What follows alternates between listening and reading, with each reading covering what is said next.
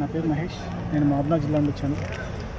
ముందుగా మా గురుదేవులు గణపతి స్థపతి గారికి మరియు శ్రీని కుమార్ గారికి పాదాభివందనాలు. యాక్చువల్లీ నేను స్థాపత్య ఆయాది వాస్తు నేర్చుకోవడానికి అట్రాక్ట్ అవ్వడానికి మెయిన్ రీజన్ ఏంటంటే ఒక నార్మల్ వాస్తుకి ఇది నేను కంపారిజన్ చేయడం అండి. స్థాపత్య ఆయాది వాస్తు everything is depending on scientific rules. ప్రతిదీ కూడా సైంటిఫిక్ రూల్స్తో డిపెండ్ అయింది. నార్మల్ వాస్తులో ఏ ఒక్క కూడా అంటే రీజన్ ఎటువంటి ప్రూఫ్తో సార్ రీజన్ చూపించే వాళ్ళ ప్రూఫ్స్ లేవు. వాళ్ళు మాత్రమే ఓకే ఈ విధంగా చేస్తే బాగుంటుందని చెప్తారు. బట్ స్థాపత్య ఆయాది వాస్తులో 100% ఒక ప్రూఫ్తో సహా వీళ్ళు ప్రూఫ్ చేస్తున్నారు. ఇంకోటి, ముందుగా మనం ఒక ఇంటికి తీసుకోవడానికి ఒక ఇల్లు కన్స్ట్రక్షన్ చేయాలనుకున్నప్పుడు అక్కడ ముందుగా మనం తీసుకోవాల్సింది మూల దిక్కు ఏది ఉంది అని. ఏ దిక్కు యాక్చువల్ రోడ్ ఫేసింగ్ కాకుండా దిక్కును ఏ విధంగా తీసుకోవాలి, ఆ దిక్కులు ఈశా ప్రాచ్య, శుద్ధ ప్రాచ్య, ఆగ్నేయ ప్రాచ్య, 100%. దీంతోనే మన ఇల్లు కన్స్ట్రక్షన్ అనేది మనకు వచ్చే ఎనర్జీ అనేది మనకు వస్తుంది. మెయిన్ ఇది ఓపెన్ స్పేస్. ఇప్పుడు స్పేస్ అనేది విశాలమైన స్పేస్లో దీన్ని మన కన్స్ట్రక్షన్ ద్వారా బంధిస్తున్నప్పుడు ఎనర్జీని, ఆ బంధించిన కన్స్ట్రక్షన్లో మళ్ళీ ఎనర్జీ వస్తుంది. ఆ ఎనర్జీ ఏ విధంగా స్ప్రెడ్ అవుతుంది ఇంట్లో. ఎవ్రీథింగ్ ఈ వాస్తులో మనకు ప్రూఫ్స్తో సహా ఉన్నాయండి. రియల్లీ గ్రేట్ వాస్తు. మన ఆధ్యాత్మికంగా కావచ్చు, సనాతన ధర్మంతో కావచ్చు, మన రాజుల కాలం నుండి దేవతల మునుల కాలం నుండి కూడా వచ్చిన వాస్తు అండి. నేను ఈ వాస్తు విషయంలో మా గురుగారి నుండి చాలా బాగా నేర్చుకున్నాను.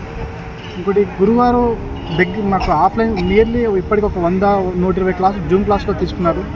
మళ్ళీ ఒక 3 days 4 days ఆఫ్లైన్ క్లాసులు కూడా ఫిజికల్గా మాతో అందరినీ ఇంటరాక్ట్ అవుతూ తీసుకున్నారు.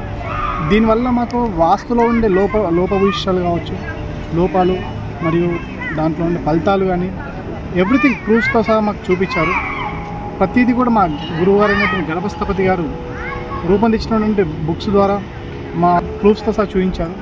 ఈ వాస్తు త్రూగా ఒక కన్స్ట్రక్షన్ చేసుకున్నప్పుడు వారికి ప్రతిఫలం ఏ విధంగా ఉంటుందని ఈ వాస్తులో మేము నేర్చుకున్నాము. ప్రతిఫలం అనేది ఏ విధంగా చూపిస్తారు అనేది ఒక ప్రూఫ్స్తో సహా చూపించారండి. ఇది యాక్చువల్లీ చెప్పలేనిది, అంటే అనుభూతి పొందితే కానీ దాని వాల్యూ తెలియదు. అనుభూతి ఎలా పొందారు అనేది కనుక్కోవాలంటే ఆల్రెడీ ఈ వాస్తును ఉపయోగించి బిల్డింగ్ కన్స్ట్రక్షన్ చేశారు కదా, వాళ్ళతో మాట్లాడితే మనకు తెలుస్తుందండి. ఇంకోటి, అటువంటి ప్రదేశాలు మనం సందర్శించినప్పుడు కూడా వాళ్ళ అనుభూతిని మనకు తెలుసుకోవచ్చు.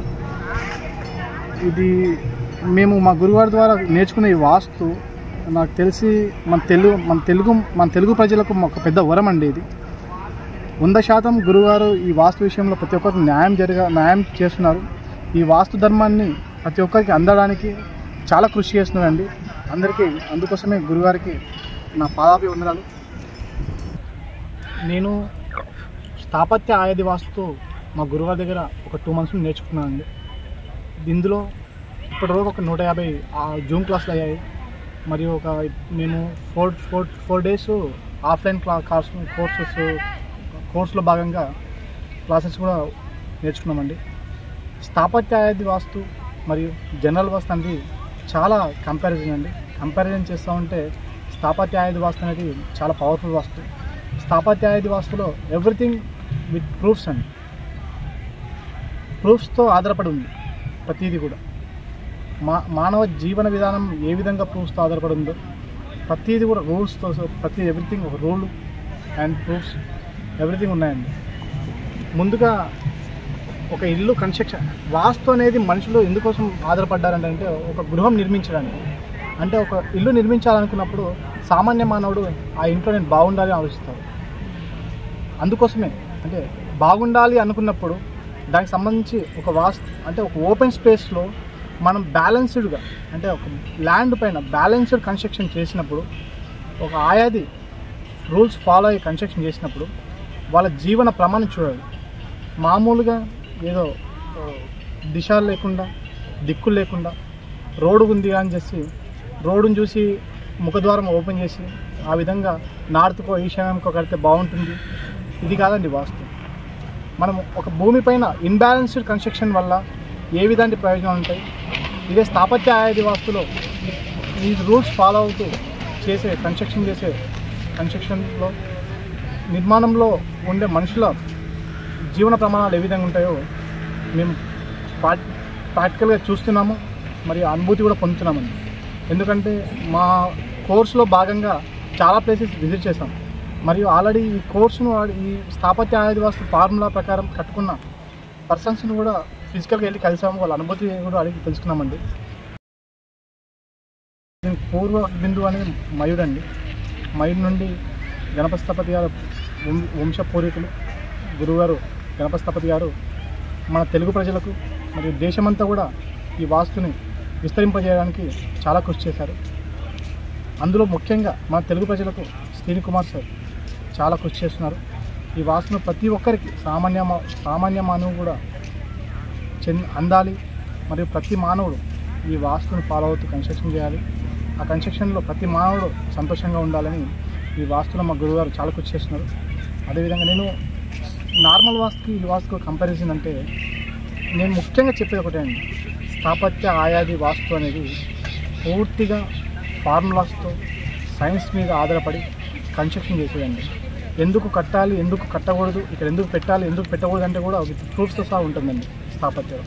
వేరే వాస్తులో ఇంత పూర్తిగా సంక్షిప్తమైన ఆధారాలు అయితే నేను చూడలేదు.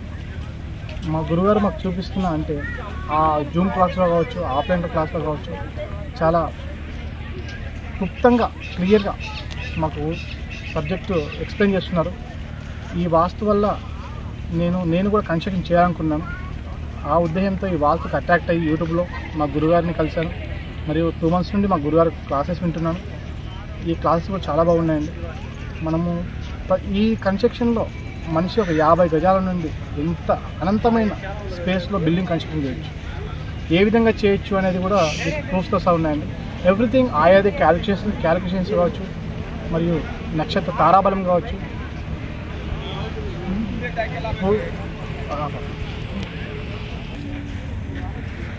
ఈ వాస్తులో అండి సింహద్వారం చాలా ప్రత్యేకమండి.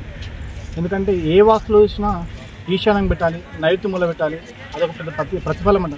యాక్చువల్లీ ప్రతి మూలలో ఎనర్జీ దాగి ఉంటుంది. ఏ విధంగా దాగి ఉంటుంది అనేది ఈ వాస్తు తెలుసుకుంటే తెలుస్తుంది. మీరు ఏ వాస్తులో కూడా ఇంత పరిపూర్ణంగా ఎవరు క్లియర్గా విత్ ప్రూఫ్స్తో సహా ఎక్స్ప్లెయిన్ చేయరు. ఈ ప్రూఫ్స్ అనేది ఏదో వాళ్ళు తాయెత్తుతోనో మంత్రాలతోనో చూపించేది కదండి. ప్రతిదీ కూడా ఒక సైన్స్. మనం భూమి మీద అంటే ఇసుక ఏ విధంగా ఉంది, నీరు ఏ విధంగా ఉంది, గాలి ఏ విధంగా ఉంది, ఏ విధంగా నమ్ముతారో వాటి మీద డిపెండ్ అయ్యి అక్షాంశాలు, రేఖాంశాలు, దిక్కులు, దిశలు వాటి మీద డిపెండ్ అయ్యి ఈ వాస్తు ఉంటుందండి. మన పూర్వీకులు కట్టిన పెద్ద పెద్ద భవనాలు కావచ్చు, విగ్రహాలు కావచ్చు, అవన్నీ కూడా ఈ వాస్తుని ఫాలో అయ్యి కట్టారండి. మరియు మనకు సింహద్వారం ఏ విధంగా ఏ పాదాలు కట్టాలి, తూర్పున ఏ పాదం కట్టాలి, పశ్చిమాన ఏ పాదం కట్టాలి,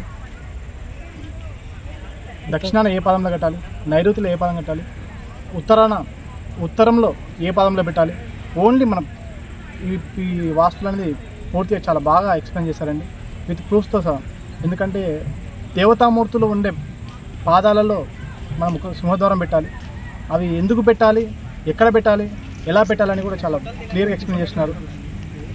ఈ వాస్తు అనేది నేర్చుకోవడం వల్ల నాకు చాలా మంచి అనుభూతి పొందుతుందండి. సామాన్య మానవునికి కూడా ఉపయోగపడే వాస్తు నేను అనుకుంటున్నాను. అందరికీ చెందాలి, తెలుగు ప్రజలకు కూడా అందరికీ ఇది రీచ్ అవ్వాలని నేను కోరుతున్నాను. Okay, thank you very much అండి.